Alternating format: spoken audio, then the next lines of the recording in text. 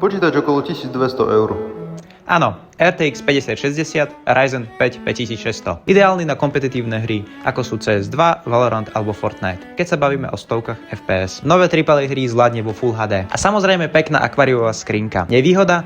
V tejto cene ide hlavne o výkon, takže tu nečakajte drahé vodné chladenie ani RGB. Radšej investujeme peniaze tam, kde pri hraní ich naozaj pocítiš. A teraz krátky odkaz pre všetkých expertov v komentároch. Ak neviete, prečo tá istá RTX 5060 môže stať inú cenu podľa výrobcu, ak neviete, že v cene počítač je zahrnutý Windows 11 Pro, profesionálna montáž, testovanie, doručenie, premyslený dizajn a záruka, tak prosím nepíšte komentáre typu za 1000 eur už má byť v zostave RTX 5070. Také ceny vám dnes neponúkne žiadny seriózny obchod. A pokiaľ si chcete skladať počítače z bazoša, držím palce, aby ste o ne neprišli o pol roka. PC okolo 2000 eur.